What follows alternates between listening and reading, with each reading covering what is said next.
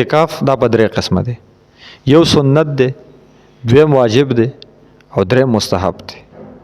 سنت اعتکاف دا د رمضان المبارک د اخرنۍ عشرې چې کوم اعتکاف دی 10 ورځې دې ته سنی اعتکاف ویل کېږي. دا سنت دی.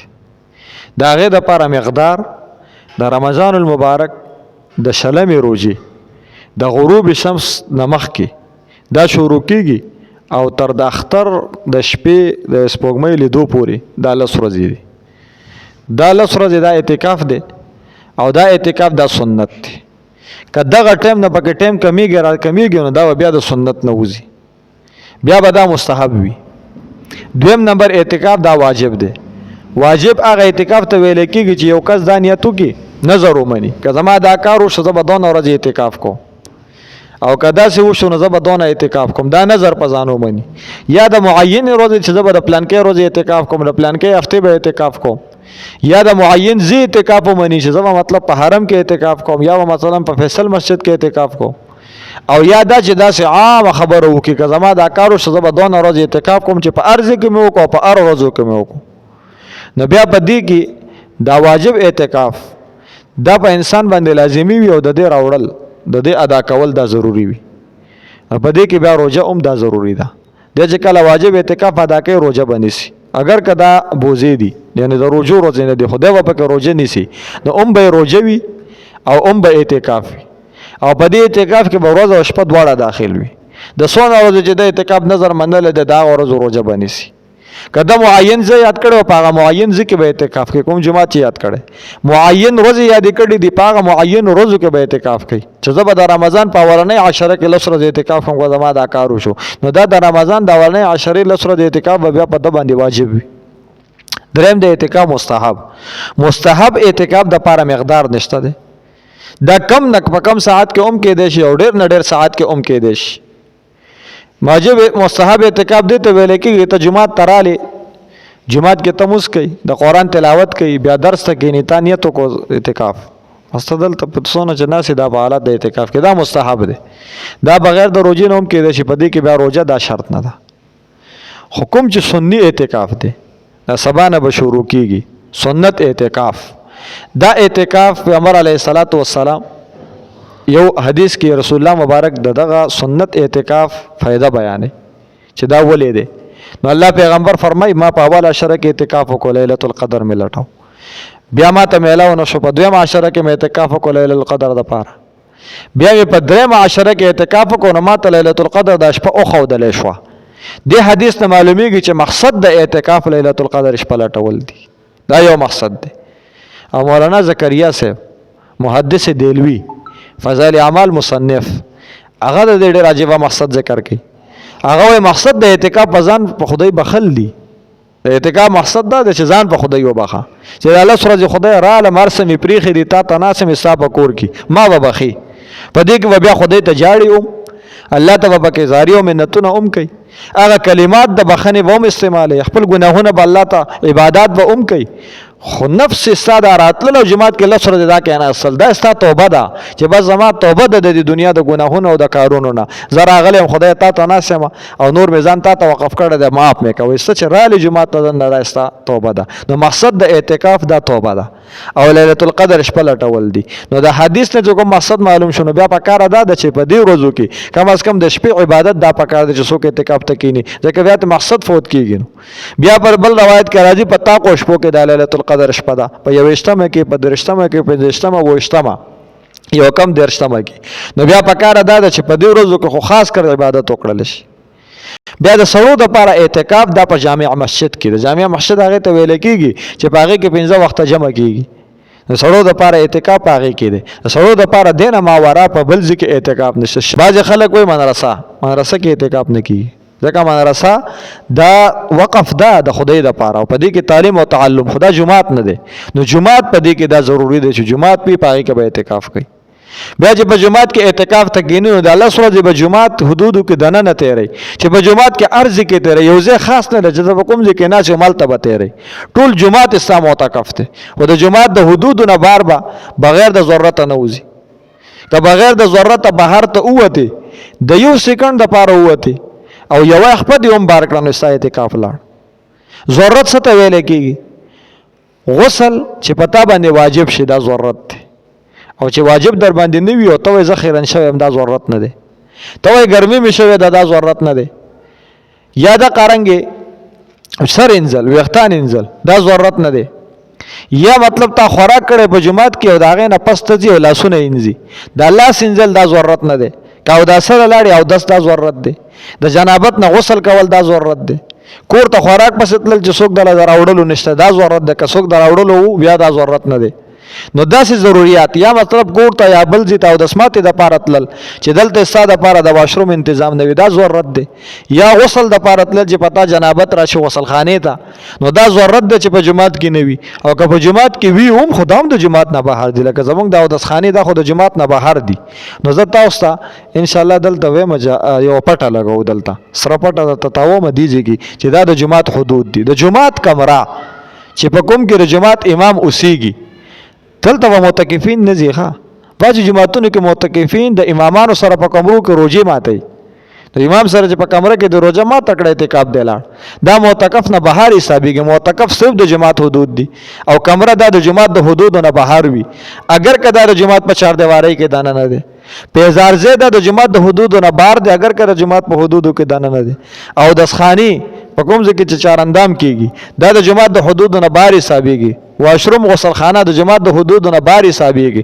جماعت حدود هغه جماعت حدود حسابېږي چې په کوم ځای کې ته مصلی اچولی شي، په کوم ځای کې ته مونځ کولی شي او سجده لګولی شي، دا د جماعت په حدودو کې استعمالیږي.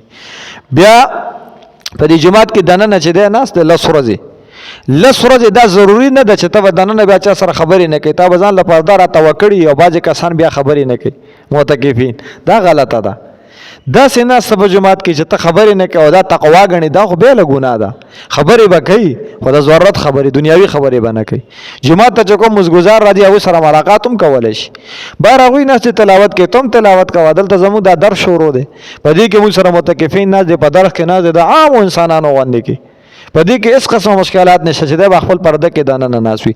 دا پرده خو دې دپاره ده پیغمبر علیه الصلاة والسلام لګولې ده، پرده دې دپاره ده اکابرینو دا لګولې ده، خلفاو دا لګولې ده، دې دپاره چې د هغوی ملاقاتونه به ډېرو خلک به وله راتلل. نو داسې عام خلکو سره به هغوی ناسته بیا به ډېرېده، نو دې وجې نه هغوی به خلوت اختیارو. نو هغه پردې ته به دننه بیا هر چا تګ نه کو، نو هغوی به ځان له یو تنهایي محسوسوله.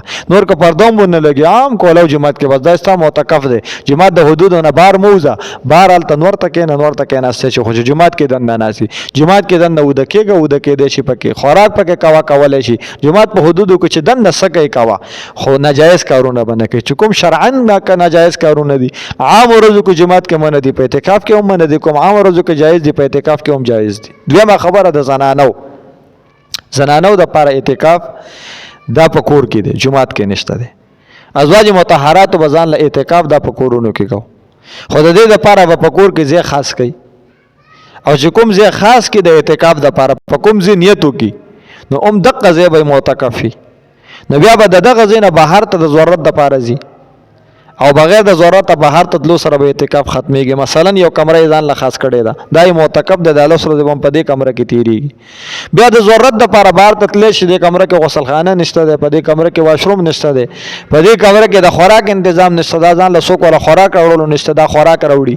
یا مثلا خوراک پخوي په کچن کې بل څوک د پخولو نشته دی، دا کچن د خوراک پخولو لدلی شي، څونه ټایم کې خوراک پوخ کې بېرته د خپلې کمرې ته راځي. بیا بعضې زنانه داسې وکړي لس ورځې ځان هم چاته نه ښایي، نه رور ته نه پلار ته نه بچو ته ذاته ځان نه ښایي. ټوخې هم په داسې انداز راغلي چې زما د الله څوک ونه ویني. د خدای بندې په ستا خو د چا نه پرده نشته دی، دا خو ستا رور دی چې څنګه عام ورځو کې تا ته کتی شو اوس هم تا ته کتی شي، دا ستا پلار دی چې څنګه عام ورځو کې ته لیدی شي اوس هم تا لیدی شي.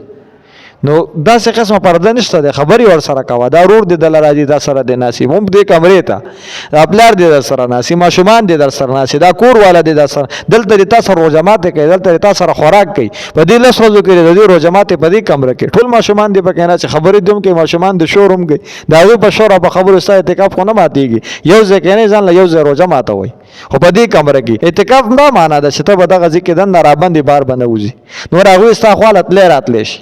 په دې کمره کې دننه خوراک پخېدی شي نو بیا به کچن ته پخولو له نه ځي ګیس سلنډر دلته راوړه لوښي د تا ته دلته راشي په خپله ځان له راوړه دا نه چې بل څوک به دله راوړي که بل څوک دله راوړي ښه خبره ده کنه په خپل راوړه دې کمره کې دلته ځان لا پخوا دلته چې د سونه وخت تیریږي او دینه بهر دي سونه وخت به ضرورت تیریږي په هغه سره اعتکاف خرابېږي دلته چې د سونه وخت تیریږي دا وخت ساده لپاره د عبادت ده نو دلته ډېر وخت راو په دې کمره کې دنه نه خو هم په دې کمره کې کاوه ذکر اسکار هم دلته کاوه تلاوت هم دلته کاوه په دې کمره کې تاسو سره بل قسم سملاستې شي په دې کمره کې تاسو سره مثلا مور سملاستل شي بل خور سملاستل شي یوازې انسان په کمره کې تنهایی مخصوصي ځان له دې سملي خپل عبادت کاوه خپل معاملات سره خپل تعلق ساته هغه د لراځي خبري عمر سره کاوه نو دا د زنانو د لپاره معتکف دی دا کمره چې د ځان لکم حدود خاص کې پاره کې بدانه نه وخت لري نور په اعتکاف کې دونه سخت مسائل نشته دي او چې کوم سخت دی هغه مونږ نرمي کړی دي او چې کوم نرمي دی هغه مونږ سختي کړی دي زه اعتکاف د صد وجه نه خرابيږي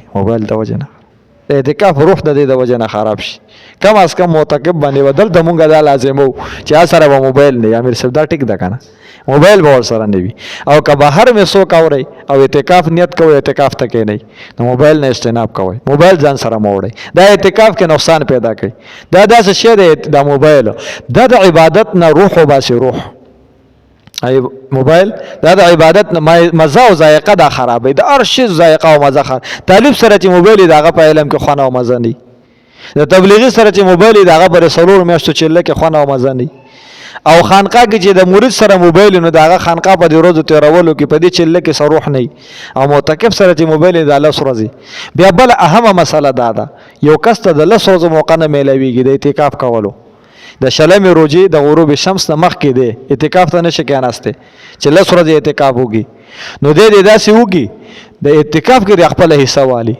که یو ورځ ولې نه وي اخرنۍ د الله سره دی کنه یو ورځ د اعتکاف ته راشي تا کو شپو کې د کم از کم د یو ورځ د اعتکاف نیت دی کوم اعتکاف دی مستحب اعتکاف دی چې سنت بنشي مستحب دو ورځې اعتکاف له سړی راتلی شي درې ورځې اعتکاف لا راتلی شي یوې شپې دپاره دی راتلی شي چې اعتکاف وکړي ضروري نه ده چې دی غونډې لس ورځې اعتکاف وکړي ښه خبره دا چې دی غونډې لس ورځې اعتکاف وکړي غونډې لس ورځې یو کس نشي کولی او بیخي ته محرومه پاتې کېږي نو په دې ځان محرومه مه ګڼئ چې غروب شمس د شلمې روجي وشو اعتکاف ختم دین وروسته بل سړی اوس د اعتکاف ته ناراضي او د هغوی دپاره اعتکاف دروازه بنده شوه نه بنده نه ده په 20مه روزه 23مه 40مه 50مه 20مه چې هره ورځ یو سړی صرف د اختر نه یو ورځ مخکې چونکې دا ډېره قیمتي وخي او دا مخکې یوه شپه ډېره قیمتي صرف د دغه یوې شپې دپاره دی راشي او د اعتکاف نیت وکړي خدای درته به په دې باندې هم اجر ورکوي